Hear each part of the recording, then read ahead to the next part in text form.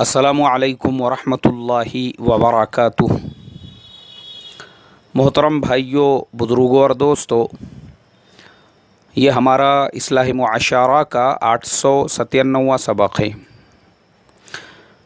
मोहतरम दोस्तों, अभी हीरा गोल्ड का जो स्कैम है, अब ये बिल्कुल ताज़ा है कि फ़ौरन एक दूसरा स्कैम आज मुझे पढ़ने के लिए मिला कि बेंगलुरु के अंदर इस्लामिक बैंकिंग के नाम पर तकरीबन 26 से 27 हज़ार लोगों को टोपी पिनाकर 8 से 10 हज़ार करोड़ रुपयों का स्कैम करके वो जो कंपनी का फाउंडर और उसका जो ऑनर था वो अंडरग्राउंड हो चुका है। उसका कोई अता पता नहीं है। कोई कह रहा है कि वो दुबई भाग गया है पूरा पैसा लेकर, और अलग अलग तरह की बातें चल रही है, लेकिन हकीकत ये है कि उसका अभी फ़िलहाल कोई अता पता नहीं है। मेरे मोहतरम दोस्तों, समझ में नहीं आता हमारी कौम को, ये कभी कोई बकरे वाला, कभी कोई गोल्ड के नाम पर, कभी जो है इस तरीक़े के इस्लामिक बैंकिंग के नाम पर कोई भी आयरा गैरा नत्तू खैरा चलता फिरता ये टोपी पिना के क्यों चला जाता है।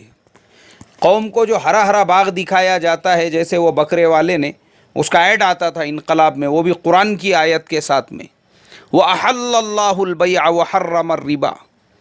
ऐसे ही हीरा गोल्ड वालों ने भी व अहल्लल्लाहुल बैअ व हर्रमर रिबा, और ये जो इस्लामिक बैंकिंग वाला था इसने भी उसी आयत के नाम पर कौम को गुमराह किया कि आइए हमारे साथ में पैसा लगाइए, हम आपको हलाल प्रॉफिट देंगे, हलाल कारोबार के अंदर पैसा लगाएंगे और इस्लामिक बैंकिंग के अंदर पैसा लगाओगे तो उसका प्रॉफिट भी आपके लिए जायज़ होगा, हलाल होगा, कोई हरज नहीं है, कोई प्रॉब्लम नहीं है। अब कौम हमारी अंधी भैरी, क्योंकि आज जो है मेरे मोहतरम दोस्तों, हमारी कौम को मुफ्त का माल चाहिए, मुफ्त का, इनको फुकट की कमाई चाहिए, बैठे बिठाए की, क्योंकि ये मेहनत करना नहीं चाहते, ये अपने हाथ पैर हिलाना नहीं चाहते। आज ये जो इतने स्कैम जो हो रहे हैं, बकरे वाला पूरी कौम को बकरा और बोकुड़ बना के चला गया, हीरा गोल्ड वाली वो पूरी कौम को जो है बकरा और बोकुड़ बना के चले गई, और जो है अभी IMA क्या है पता नहीं, वो बेंगलुरु का जो बैंक वाला है वो भी पूरी कौम को 26-27 हज़ार लोगों को टोपी पिनाकर चला गया। इसका रीज़न सिर्फ ये है कि कौम के अंदर लालच, बैठे बिठाई की कमाई, मेहनत नहीं करने का है। आज कोई जॉब करना नहीं चाहता, दुकान पे 10 घंटे बैठना नहीं चाहता, मेहनत मजदूरी नहीं करना चाहता, धूप में पसीना नहीं बहाना, इनको फुकट की कमाई चाहिए, फुकट की, लो मुफ्त की कमाई। और मुफ्त की कमाई के चक्कर में जो खुद का कमाया हुआ था उसका भी कबाड़ा हो चुका है। जो खुद की खून पसीने की कमाई थी वो भी हाथों से चली गई। जैसे वो मराठी में बोलते नहीं कि मामा ही गेला नी दसम्या ही गेला, बस पूरा सुपड़ा साफ हो चुका है। अल्लाह हिफाजत फरमाए मेरे मोहतरम दोस्तों। कब हमारी कौम को ये समझ आएगी, कब कौम के अंदर इतनी मैच्योरिटी और सेंस पैदा होगा। और यही कौम जब किसी मदरसे वाले को चंदा देना है, जब किसी मस्जिद के डब्बे में 10 रुपये डालना है, 50 बार उसके ऊपर डिस्कस करेंगी और लोगों से मुज़ाकरा करेंगी। मदरसे वालों का हिसाब किताब बराबर नहीं है, मस्जिद वालों का हिसाब किताब बराबर नहीं है। 10 रुपये देंगे नहीं, उनका हिसाब किताब चेक करेंगे, और यहाँ पे करोड़ों रुपये। अभी ये बेंगलुरु के बैंक के बारे में जब मैं पढ़ रहा था, पता चला बाज़ लोगों के 2 करोड़ 3 करोड़ रुपये एक एक सिंगल आदमी ने उसके अंदर लगाए हुए हैं।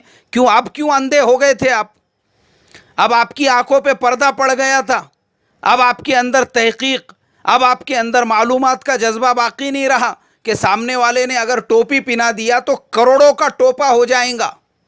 और वैसा ही हुआ।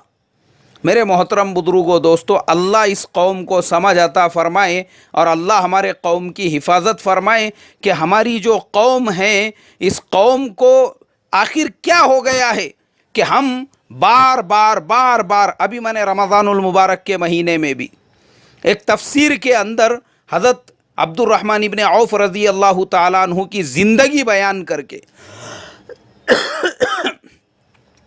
किस तरीक़े से मक्का से मदीना आए, मदीना आने के बाद उनको एक सहाबी, अंसारी सहाबी ने ऑफ़र किया, मेरा एक घर ले लो, मेरा एक बाग ले लो। उन्होंने उसका इनकार कर दिया लेने से। कहा मुझे बाज़ार का रास्ता बताओ, دودھ اور پنیر کے کاروبار سے شروعات کی. ایک وقت ایسا آیا وہی حضرت عبد الرحمن ابن عوف رضی اللہ تعالیٰ عنہ کے تجارت کا ایک اونٹ ملک شام میں ہوتا تھا پہلا اونٹ، تو آخری اونٹ مدینہ میں ہوتا تھا، یا پہلا اونٹ مدینہ میں تو آخری اونٹ ملک شام میں. کیوں؟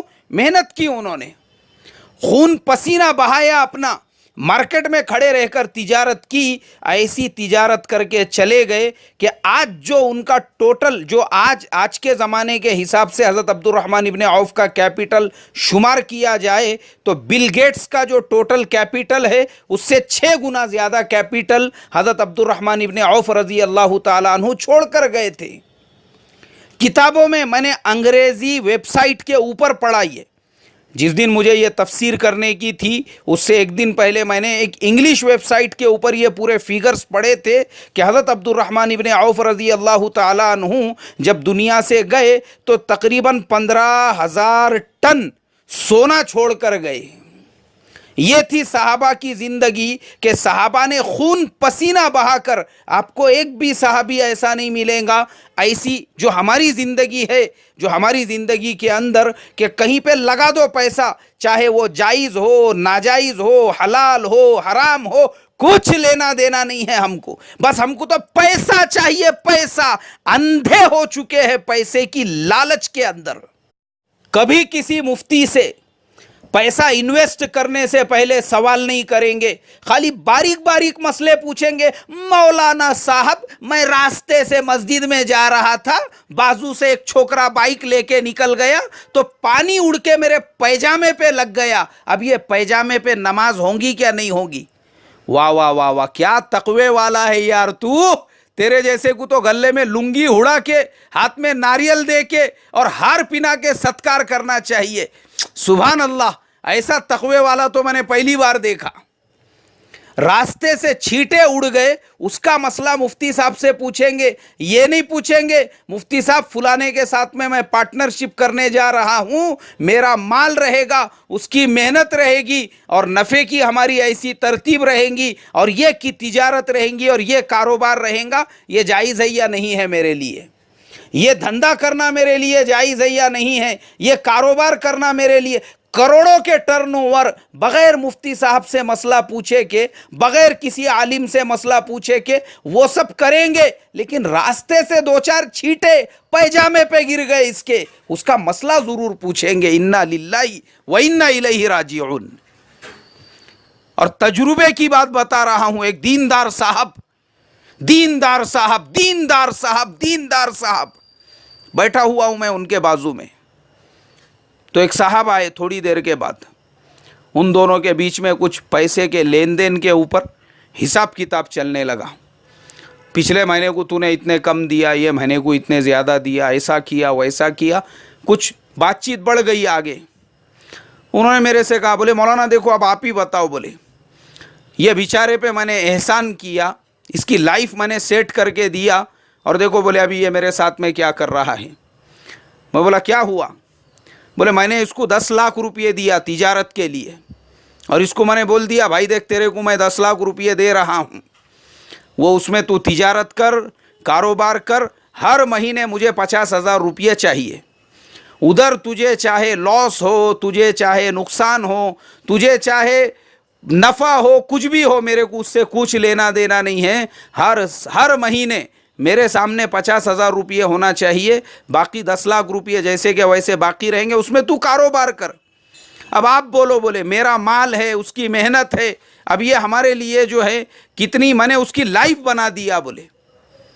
اور وہ یہ کہتا ہے کہ یہ مہینے میں 50,000 نہیں دے سکتا، میں 30,000 ہی دوں گا، ہر مہینے کو ایسی تھوڑے بہت کم کر رہا. بولے آپ ہی بتاؤ مجھے.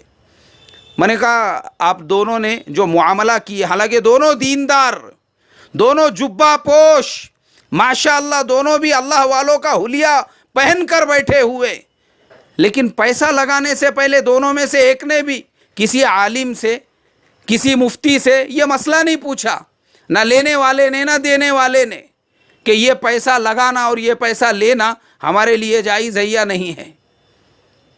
میں نے کہا انا للہ و انا الیہ راجعون. سب سے پہلے تو تم دونوں استغفار پڑھو، ارے تم دونوں کو پتا ہونا چاہیے کہ جو معاملہ تم نے کیے یہ صراحتاً انٹرسٹ، سود اور بیاس کا معاملہ ہے جو دونوں کے لیے بھی حرام ہے اور ناجائز ہے۔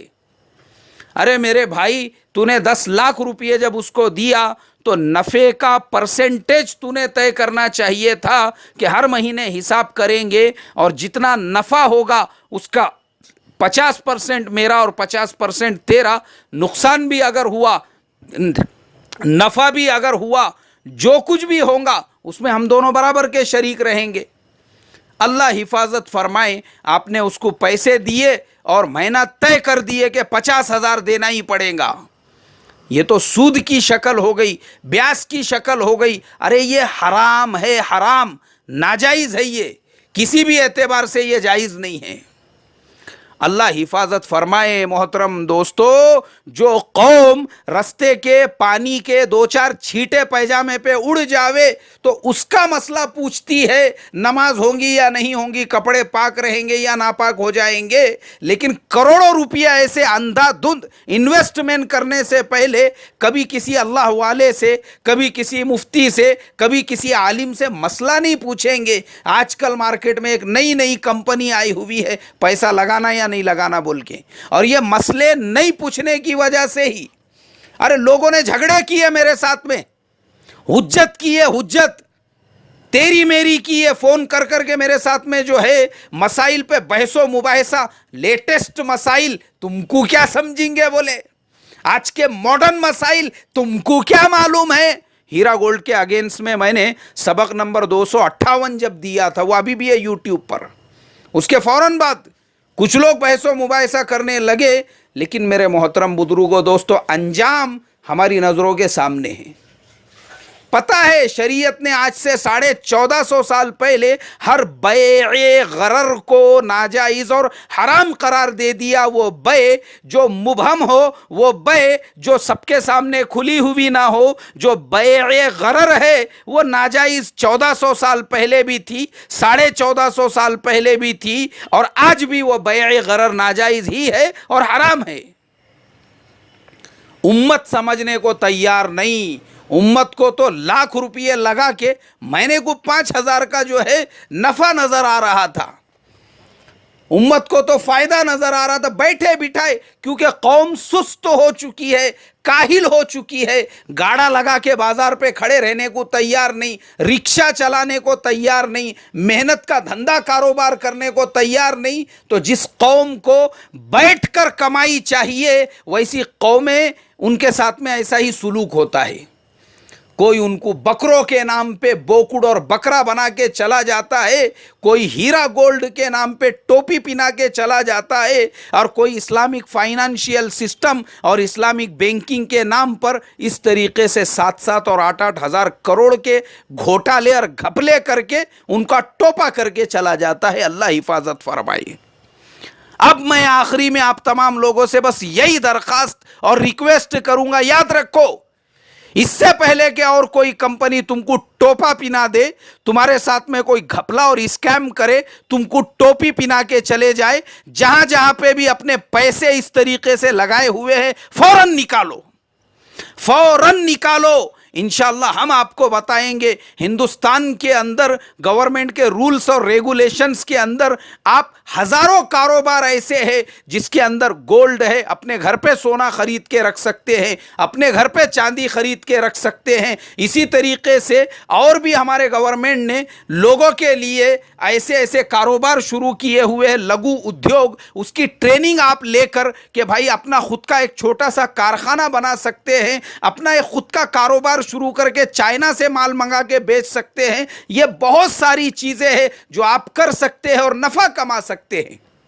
تو اس کے لیے میں آپ سے درخواست کروں گا، اس سے پہلے کہ اور کوئی تم کو ٹوپی پہنا کے چلا جائے، اپنا پیسہ نکالو، اپنا پیسہ نکالو، اپنا پیسہ فوراً آج یہ جتنے بھی مسلمانوں کے بینکنگ کے نام پر اور اسلامک کاروبار کے نام پر اور شرعی کاروبار کے نام پر جو چل رہے ہیں، کل ان کا بھی ایسے ہی ٹوپا ہونے والا ہے۔ اس سے پہلے کہ آپ کا اور ایک ٹوپا ہو، اپنے پیسے باہر نکال لو۔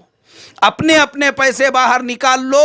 کل یہ نہیں بولنا کہ ہم کو کسی نے متنبہ نہیں کیا تھا, کسی نے بتایا نہیں تھا. اس طریقے سے, جس طریقے سے ابھی تک یہ بڑے بڑے گھوٹالے, بڑے بڑے گھپلے ہمارے سامنے ہو چکے ہیں, اللہ امت مسلمہ کے جان کی, مال کی حفاظت فرمائے. اور اس سے پہلے کہ ہمارا ایک اور ٹوپا ہو, ہم کو سمجھ اور فہم عطا فرمائے. السلام علیکم ورحمۃ اللہ وبرکاتہ.